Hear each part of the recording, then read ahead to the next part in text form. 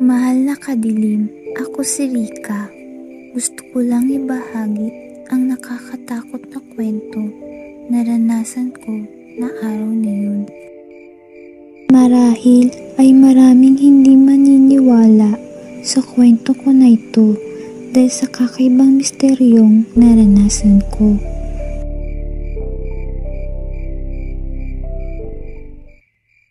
Magandang araw mga kadilim. Isa na ng mga nakakatakot na kwento ang ating mapapanood dito lang sa Kagat ng Dilim.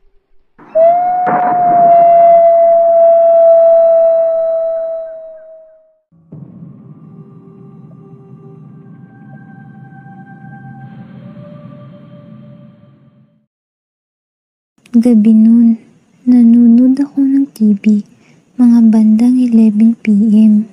Nang matapos na ang palabas na pinapanood ko, ay bigla na ako inantok at naisipan ko na matulog. Pumasok na ako sa kwarto ko at nilak ko ang pinto. Minsan, may araw na hindi ko pinapatay ang ilaw ng aking kwarto dahil mas nakakatulog ako pagbukas ng ilaw.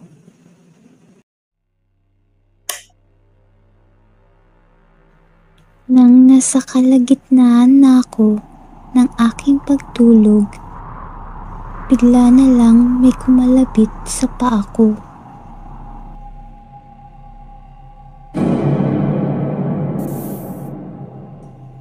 Kaya bigla na lang ako nagising at nagulat ako dahil nakapatay na ang ilaw ng aking kwarto. Sobrang dilim at wala akong makita. Bubuksan ko sana ulit ang ilaw, ang kaso sa sobrang antok ko, tinatamad na ako bumangon. Naisip ko na baka guni-guni lang na may kumalabit sa akin. Kaya bumalik na ulit ako sa aking pagtulog. Pero hindi pa man tuluyan nakakatulog, bigla na lang ulit may kumalabit. Kaya nagising ulit ako. Medyo kinabahan na ako dahil alam ko na ako lang mag-isa sa kwarto at nilak ko naman ang pinto. Kaya nagtulog-tulugan ulit ako para malaman ko kung guni-guni lang ba o totoong may kumakalabit sa akin. Sa mga oras na yun, gising na ang diwa ko. Pinikit ko ang aking mga mata na kunwari matutulog na. Pero wala pa isang minuto, may kumalapit ulit sa akin at malakas ng kalabit niya. Sobrang kabado na ako nun at nagtatahasan ng aking mga balahibo. Tapos wala pa akong makita dahil sobrang dilim. Pero kahit wala akong makita, sinubukan ko pa rin lumingon ng padahan-dahan. Habang lumilingon ako, naisip ko mga palabas na napapanood ko sa TV na yung mga lumilingon ay may nakikitang multo. Hindi nga ako nagkamali. Paglingon ko, meron ako nakita pero hindi siya multo. Isa siyang malaking liwanag na animoy parang isang portal o lagusan. Hindi ako makasigaw at makagalaw. Gustuhin ko man tumakbo pero hindi ko magawa kahit natakot na ako. Tinitigan ko lamang ang malaking liwanag hanggang sa pinilit kong sumigaw.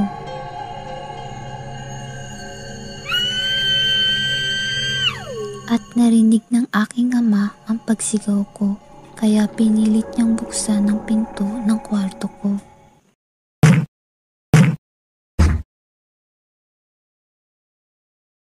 Pagpasok niya, binuksan niya agad ang ilaw at yung malaking liwanag na nakita ko ay bigla naglaho. Kinuwento ko sa aking ama ang nangyari sa akin. Pero hindi siya naniniwala. Sabi niya, baka daw nananaginip lang ako. Kaya hindi ko na lang siya kinumbinsi dahil hindi rin naman siya naniniwala. Pero para sa akin kadilim, totoong-totoo yung nakita ko ng araw na yun. Alam ko sa sarili ko, nagising ako noon nang magpakita sa akin ang isang liwanag. Ilang taon na ang lumipas pero hindi na nagpakita ang liwanag na yun.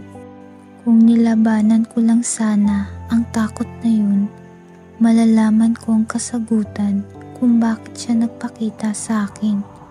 Ano kaya ang gusto niyang iparating sa akin?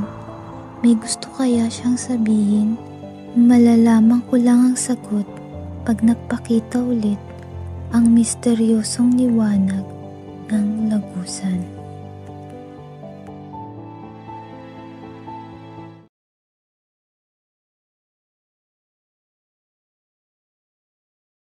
Ako si Lay.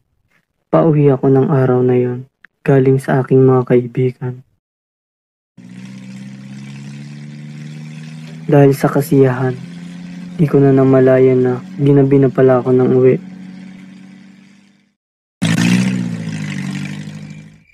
Mga 2:30 na ng madaling araw na yon, kaya madilim na sa paligid at wala ng mga tao.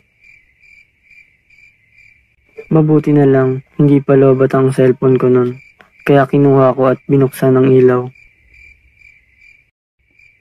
Habang naglalakad ako sa madilim at masikip na iskinita, meron isang matanda akong nasalubong.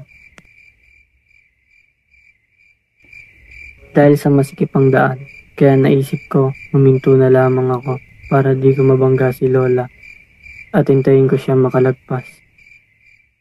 Binalin ko na lang ang tingin ko sa cellphone ko para di isipin ni Lola hinihintay ko siya sa paglalakad niya na makalagpas. Pero nung nasa gilid ko na si Lola, parang lalong bumagal ang kanyang paglalakad at kahit sa cellphone ako nakatingin, na napansin ko na nakatitig sa akin si Lola at nakangiti habang naglalakad siya.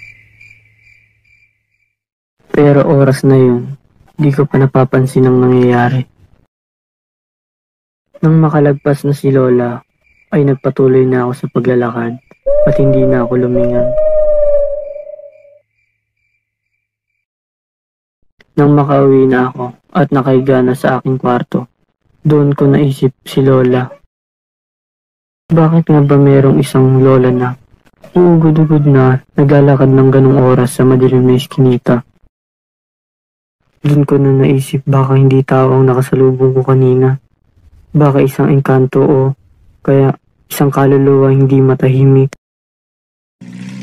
Kaya mula noon, hindi na ako sobrang nagpapagabi pa pag-uwi sa aming munting tahanan dahil sa takot na baka muli ko makasalubong si Lola. At doon na nga, nagtatapos ang ating kwento mga kadilim. Maraming salamat sa panonood. Magkita-kita ulit tayo sa susunod ng mga episode dito lang sa Kagat ng Dilim.